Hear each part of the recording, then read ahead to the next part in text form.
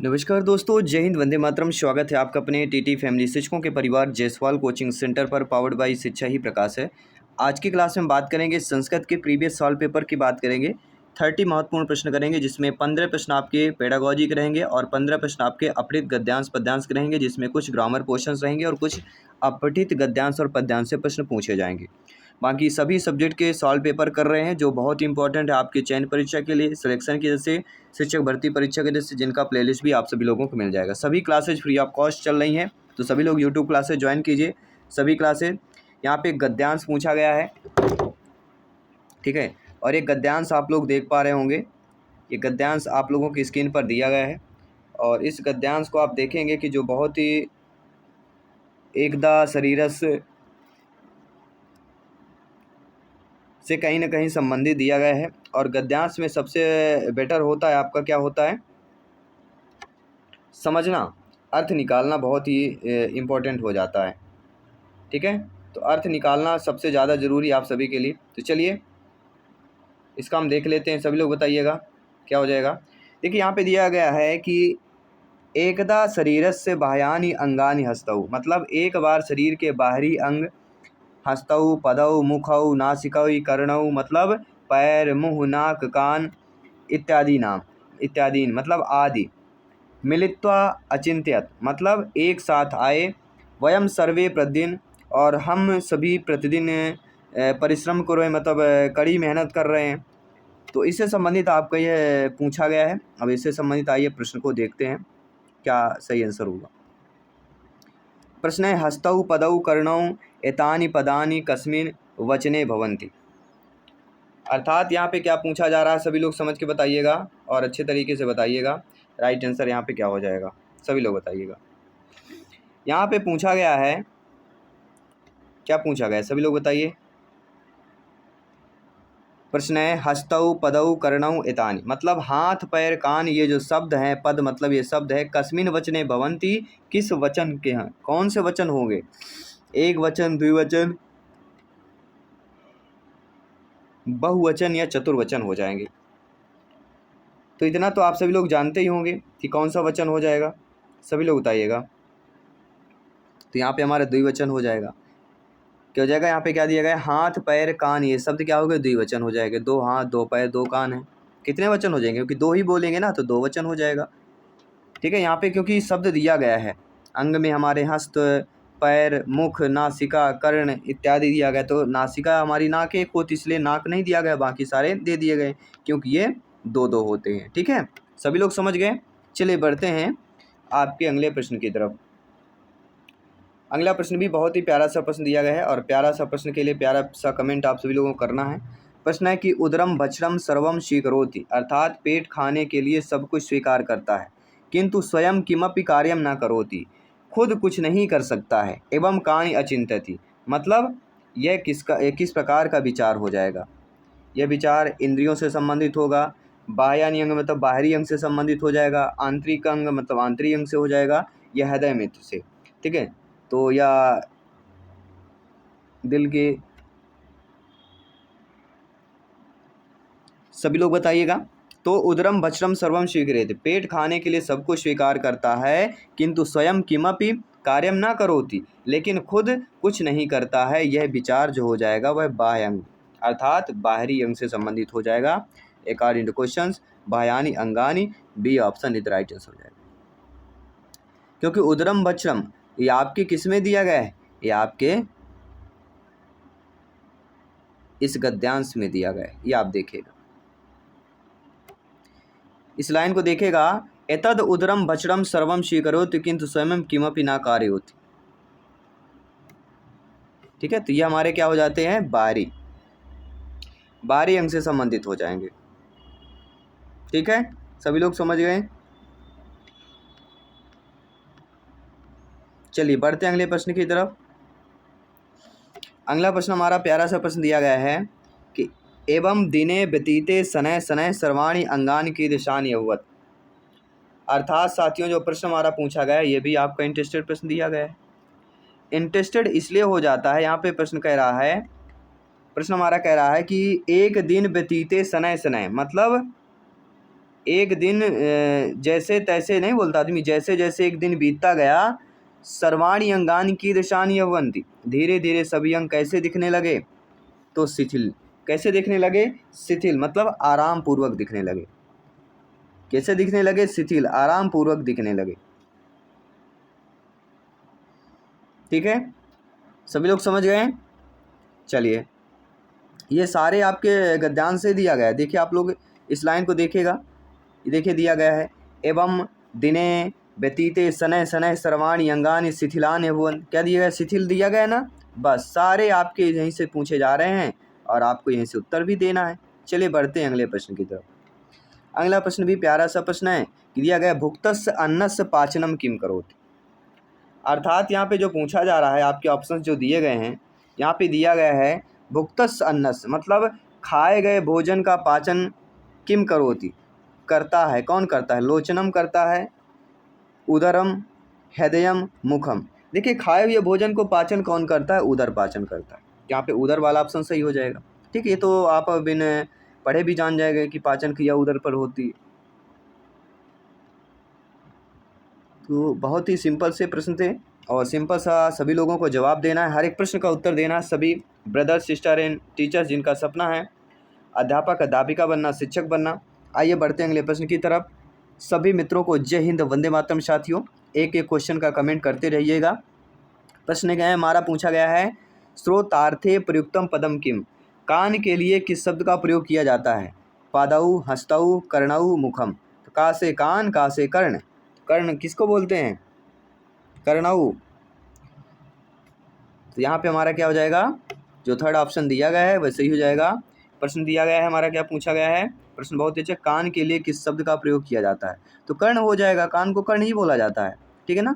तो ये ऐसी चीज़ें आपकी दी गई हैं जो बहुत ही अच्छी दी गई हैं और आपके लिए इस शब्द का प्रयोग है कर्णौ इत्यादि मिलत्वा दिया गया है ना, कर्ण आपके दिया गया है ना। तो कर्ण कैसा शब्द है? तत्सम शब्द हो जाता है जो डायरेक्टली संस्कृत से लिया गया है। ठीक है ना। तो इन चीज़ों को समझना है और फीडबैक बिल्कुल बेहतरीन देना है। हर एक क्वेश्चन का फीडबैक आप सभी का आना चाहिए। और अगला जो प्रश्न, ये भी प्रश्न आ चुका है। सारे प्रश्न इंपॉर्टेंट है। ग्रामर पोर्शन की बात करूं, चाहे आपके अपहृत गद्यांश पद्यांश की बात करूं। अगला है सह शब्द योगे का विभक्ति। सह शब्द योग की विभक्ति कौन सी हो जाएगी? पहला होगा, तृतीया होगा, पंचमी होगा या सप्तमी होगा? विभक्ति पूछी आ रही। तो सह शब्द योगे का विभक्ति आपकी यहाँ पे तृतीया विभक्ति हो जाएगी। ठीक है। शब्द संयोजन में कौन सी विभक्ति हो जाती है? तो शब्द योगे का विभक्ति तृतीया होती है। ये तो आप सभी लोग जानते ही होंगे, अगर नहीं जानते बता दीजिएगा। बात करेंगे अगले प्रश्न की। अगला प्रश्न और भी इम्पोर्टेंट है। ए टू जेड डायरेक्ट प्रश्न पूछा गया आपके प्रश्न है और डायरेक्ट प्रश्न है मतलब डायरेक्ट आंसर आपको कमेंट करके बताना है। क्या कह रहा है प्रश्न हमारा? ध्यानपूर्वक समझिएगा। प्रश्न बहुत अच्छा पूछा गया है कि नूनम खालिस्तान एवं कार्य साधिका। बहुत अच्छा प्रश्न। नमक इनमें से कार्यकर्ता या कार्य साधिका कौन सी? नूनम मतलब नमक का जो संस्कृत में नूनम बोलते हैं। नूनम एक ऐसा शब्द हो जाएगा, तत्सम शब्द हो जाएगा। ठीक है। नमक कैसा हो जाएगा? तद्भव शब्द हो जाएगा। तो नूनम किसका कार्य साधिका होगी? संहति का होगा। संहति मतलब संग्रह करना। संहति मतलब क्या होता है? संग्रह करना। ठीक है, सभी लोग समझ गए अच्छे तरीके से? क्योंकि आपके लास्ट देखिएगा इस गद्यांश पे दिया गया है कि नूनम सन्निहितम एवं कार्य साधिका। तो सन्निहितम मतलब सन्निहित, संग्रह करने की बात करेंगे, इकट्ठा करने की बात की गई। तो सभी लोग समझ गए अच्छे तरीके से? चलिए बढ़ते हैं आपके अगले प्रश्न की तरफ चलते हैं। अगला प्रश्न भी बहुत अच्छा, ये भी प्रश्न पूछा गया है, सभी को कमेंट करना है। हस्तौ की दशौ अभवताम। प्रश्न बहुत ही अच्छा दिया गया है। प्रश्न हमारा दिया गया है कि हस्तौ क्रीदशौ अभवताम मतलब हाथ कैसे दिखते थे? क्रुद्धौ टाइप में, निर्मलों में, स्थिरों में, निश्चलों में। तो हाथ किस प्रकार से दिखते हैं? निश्चलों मतलब सुनिश्चित होना चाहिए। अब यहाँ पे देखेंगे हाथ कैसा होना चाहिए? सुनिश्चित होना चाहिए, अर्थात हमारा निश्चल। अब देखिएगा किसी लाइन में दिया ही गया होगा, कहीं ना कहीं आपके इसी गद्यांश से पूछा गया है। ठीक है, तो आपको पहले गद्यांश को पढ़ना है, समझना है, फिर फीडबैक करना। अब देखिए यहाँ पे लिखा गया है हस्तौ निश्चलौ अभवताम। ठीक है, यही पूछा गया प्रश्न पे। सिंपल सी बात है, आपके अपठित गद्यांश पद्यांश ही पूछे जाते हैं, ठीक है ना, कहीं घबराने की ज़रूरत नहीं है। चलिए बढ़ते हैं अगले प्रश्न की तरफ। और अगला पद्यांश दिया गया है, इस पद्यांश को पढ़ना है। और सबसे पहली बात होती है, कुछ लोग बोलते हैं सर हमसे अर्थ निकालते नहीं आता तो क्या करें, तो हम ये भी बताएंगे अगर अर्थ नहीं बनता है तो आप कैसे प्रश्न को सॉल्व करेंगे। दिया गया है, यथात्राय निज भाल पट्ट लिखितम स्तोकम महद वधरम, मतलब देने वाला अपनी दाढ़ी पर जो भी छोटी या बड़ी संपत्ति लिखता है उसे रेगिस्तान में भी मिल जाती है। तत्परोनि मरुस्थले अपि नितराम मेरऊ तनो नादिकम, मेरू पर्वत के अधिक कुछ नहीं मिलता, इसलिए साहसी बनो क्योंकि तुम धन की वस्तु हो। कृपया ब्रंति वृथा सा कृथा, अर्थात तुम धन की वस्तु हो, अपनी गरीब आजीविका बर्बाद मत करो। कूपे पश्य पयोनिधावटी वट घटो गृहणाति तुल्यम जलम, अर्थात कुआं देखो यहाँ तक कि दूध से भरे बर्तन भी उतनी मात्रा में पानी होता है। यह आपके इस प्रकार से एक पद्यांश दिया गया। अब इस पद्यांश से रिलेटेड हम क्या करेंगे साथियों, प्रश्न करेंगे। प्रश्न है, केन भाल पट्ट लिखितम, किसने लिखा है, धात्रा। क्या हो जाएगा यहाँ पे, अब बहुत लोग छात्रा लगा के चले आते हैं। यह केन भाल पट्टन लिखित, तो किसने लिखा, धात्रा, मतलब माथा किसने लिखा है, तो धात्रा हो जाएगा यहाँ पे, ठीक है। अब आप बोलेंगे सर आपने कहाँ से बता दिया, तो पहली लाइन दी गई है, इस लाइन से हमें समझ लेना है, उत्तर सही कर लेना है, ठीक है। सभी लोग समझ गए। चलिए बढ़ते हैं अगले प्रश्न। अगला प्रश्न है, कवि किम भवितुम पदिशति, सभी लोग बताइए क्या प्रश्न। कवि क्या बनना सिखाता है, कवि क्या बनना सिखाता है, धीर बनना सिखाता है। धीर मतलब धैर्य बनना सिखाता है, कवि धैर्य बनना सिखाता है, धीर बनना सिखाता है, ठीक है ना। यहाँ पे दिया गया ना पहली लाइन, तद्धीरो भव वित्त वस्तु कृपणाम वृत्तिम व्रता सा कृथा, ठीक है, यहीं से भी पूछा गया, कहीं घबराने की जरूरत नहीं आप सभी लोगों को। कह जलम ग्रहाति, तो भैया जल को हम कहाँ लेने जाते हैं, कि आप जानते होंगे कि जल पानी कौन लेता है, तो पानी कौन लेता है, घट यानी बर्तन। भाई पानी किस में लेंगे, बर्तन में ही लेंगे ना, घट में ही लेंगे, ठीक है ना। चलिए बढ़ते अगले प्रश्न की तरफ। अगला प्रश्न भी प्यारा सा प्रश्न है कि धात्रा लिखितम धनम कुत्र प्राप्नोति, मतलब यहाँ पे पूछा जा रहा है कि धात्रा मतलब दाई द्वारा लिखा हुआ पैसे उसे कहाँ से मिलता है, तो वह कहाँ से मिलता है, मरुस्थले अपि मेरावपि, यहाँ तक कि रेगिस्तान से भी और मेरा पर भी, अर्थात पहला ऑप्शन सही हो जाएगा।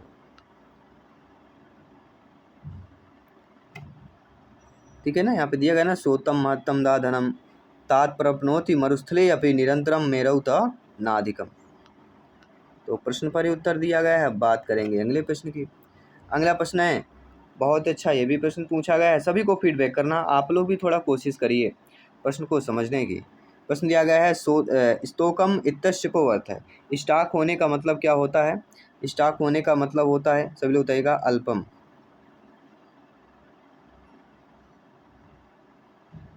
अल्पम हम क्या बोलते हैं, अल्पम को हम थोड़ा सा बोलेंगे, विलुप्त यानी कि ख़त्म होता हुआ, स्तुति यानी प्रशंसा, स्वस्थकम नहीं बोलेंगे, यहाँ पे विलुप्त, यहाँ पे अल्पम बोला जाएगा, ठीक है।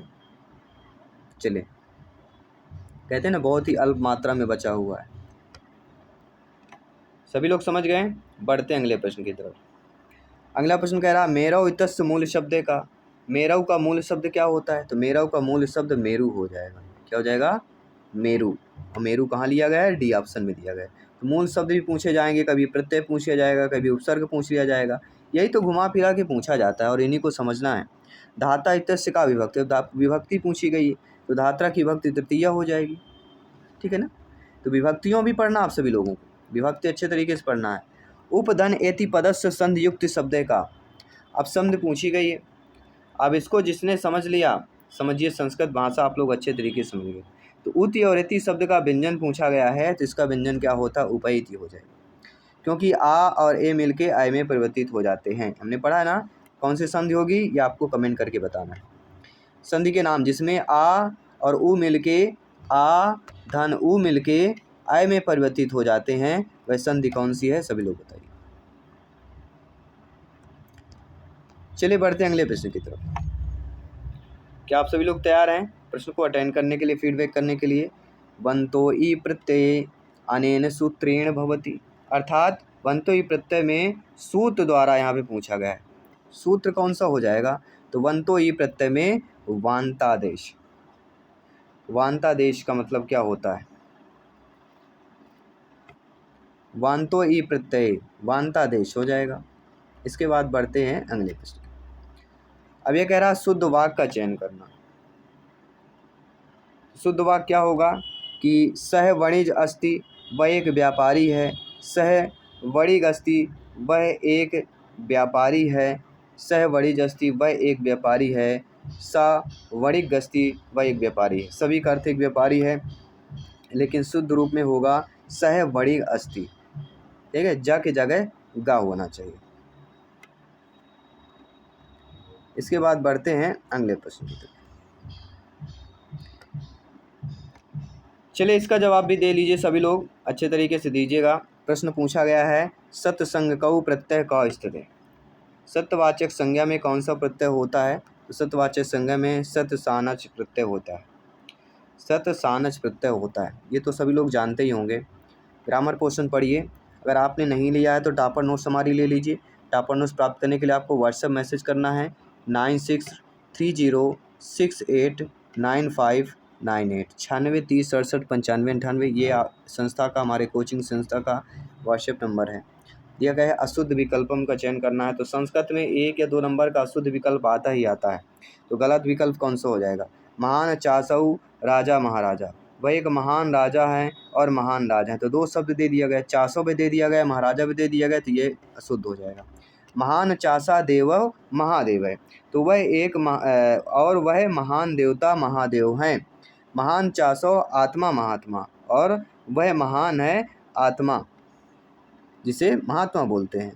महर्षि को हम क्या बोलेंगे? महान चासो ऋषि। महात्मा का महान चासो आत्मा, महादेव का महान चासो देव ही है, महाराजा का महान चासो राजा। तो महान चासो राजा जो दिया गया है ये शुद्धि है। इसका शुद्ध रूप क्या होगा? कहाँ पे शुद्धि दी गई है, सब लोग बताइएगा।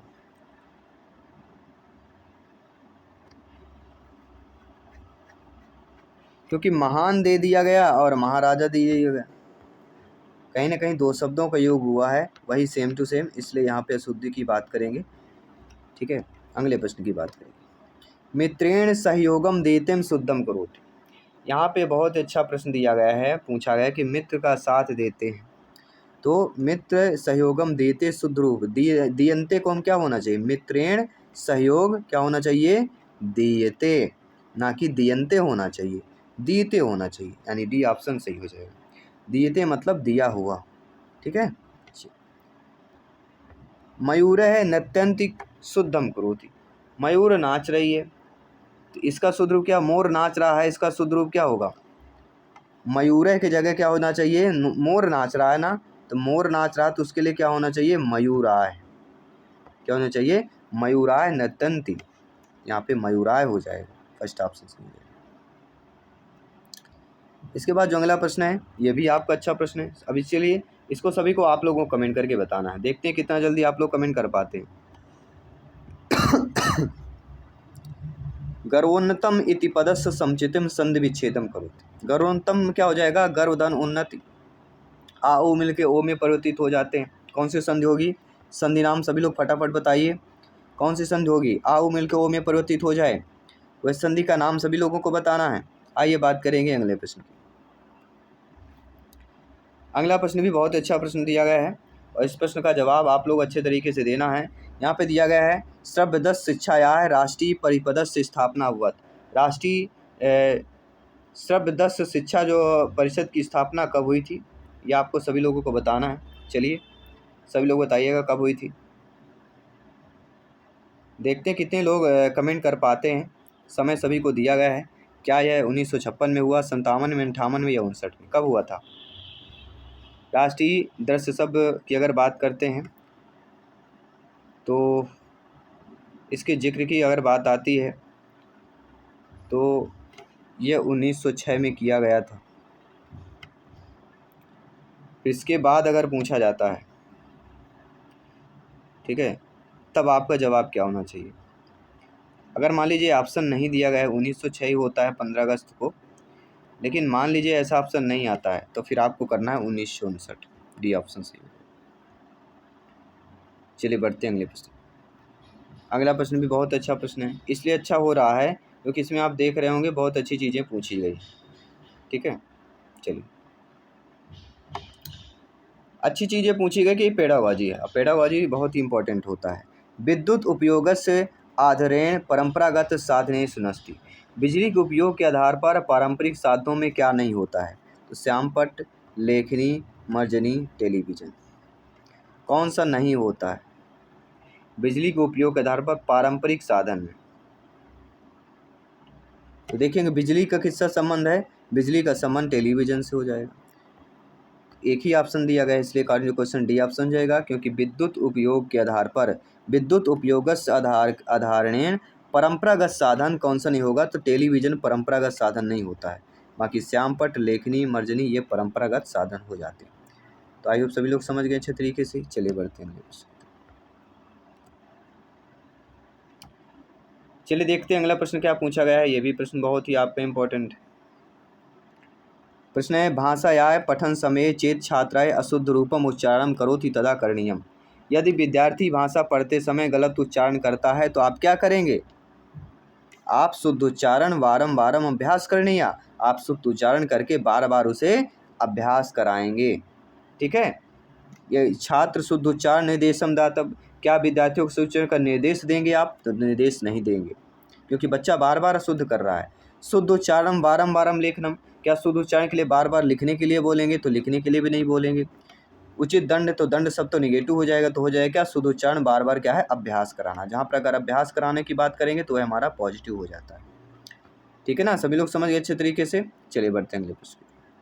अगला प्रश्न है पठनस्य का अवस्था छात्राणां पूर्व ज्ञानेन सह नवीन अधिग्रहितस्य ज्ञानस्य तथा च कक्षायाः बाह्य जगतः संबंध स्थापने सहायतम करोति। तो किस में हो सकता है साथियों। देखिए आप सभी लोग जानते हैं, आप सभी लोग ज्ञानी व्याख्याता लोग हैं कि पढ़ने का वह चरण जो छात्रों को नए अर्जित ज्ञान को उनके पूर्व ज्ञान के साथ साथ कक्षा के बाहरी की दुनिया किससे जोड़ने में अगर मदद करता है, तो कक्षा के बाहरी दुनिया में जोड़ने का जो मदद करे वह आपका कहलाता है परे पठनम। परे पठन से हम पोस्ट रीडिंग बोलते हैं। ये हमारी मदद करता है। पोस्ट रीडिंग जो होता है वह क्या करता है, मदद करता है। सभी लोग समझ गए, ठीक है ना। चलिए बढ़ते हैं अगले प्रश्न की तरफ। अगला प्रश्न भी आप लोगों के स्क्रीन पर आ चुका है। ये भी प्रश्न बहुत ही अच्छा प्रश्न दिया गया है और आप सभी लोग जानते हैं कि प्रश्न दिया गया है शीर्षकस्य मुख्य संबंधः भवति। शीर्षक का मुख्य संबंध किससे होता है। क्या वह मुख्य पत्र कथन से होता है, पाठस्य मुख्य संकेन से होता है, पाठस्य मुख्य सूक्त से होता है या संपूर्ण पाठ से होता है। देखिए शीर्षक का संबंध संपूर्ण पाठ से ही होगा, इसलिए according to question D option जो दिया गया है वह आपका सही हो जाएगा। बढ़ते हैं अगले प्रश्न की तरफ। अगला प्रश्न भी आपका इंटरेस्टेड प्रश्न दिया गया है, इसको भी आपको समझना है, फीडबैक करना है, क्योंकि हर एक क्वेश्चन यहाँ पे इंपॉर्टेंट है। विहंगम दृष्टवा पठनेन अभिप्रायस्ति। मतलब मेरा मतलब है पढ़ने की जो सतरी तौर पर जो छोड़ना होता है, विहंगम दृष्टा, इस स्कैमिंग जिसे बोलते हैं, छोड़ना, स्कैमिंग। आपने देखा होगा अगर नहीं पढ़ते आ रहा तो उसको छोड़ देते हैं जो बच्चे छोड़ देते हैं। इसका अर्थ क्या होता है, इसका अर्थ क्या होता है, विशिष्ट अर्थम अथवा सूचनाम प्राप्त संपूर्ण पाठ वस्तुतः नहीं है गंभीरतया पठनम। अर्थात विशिष्ट अर्थ या जानकारी प्राप्त करने के लिए संपूर्ण पाठ को गंभीरता से पढ़ना। फर्स्ट ऑप्शन सही हो जाएगा। और इस पेपर का 30वां प्रश्न संस्कृत भाषा का हमारा प्रश्न दिया गया है कि भाषा कौशल मूल्यांकनार्थम अनिवार्य। भाषा कौशल का मूल्यांकन अनिवार्य कौन सा होता है। तो सभी लोग जानते हैं बोलने के कौशल के लिए मूल्यांकन क्या होगा, भाषण मतलब बोलना, तो बोलने के लिए संभाषण हो जाएगा। सिंपल सी बात ही, पहला ऑप्शन सही हो जाएगा। तो आई होप सभी लोग समझ गए होंगे। और 30 प्रश्न में आप सभी लोगों ने कितना स्कोर प्राप्त किया, सभी को कमेंट करना है, हर एक क्वेश्चन को समझना है। लगभग इसी प्रकार से प्रश्न पूछे जाएंगे चयन परीक्षा में, शिक्षक भर्ती परीक्षा में। अगर चयन परीक्षा में सिलेक्शन पाना है, माता पिता के सपने को साकार करना है, तभी से तैयारी में लग जाइए, सारे पेपर सॉल्व करिए और आने वाली क्लास को अटेंड कीजिए, फ्री ऑफ कॉस्ट तैयारी कीजिए। धन्यवाद सभी का। जय हिंद, वंदे मातरम।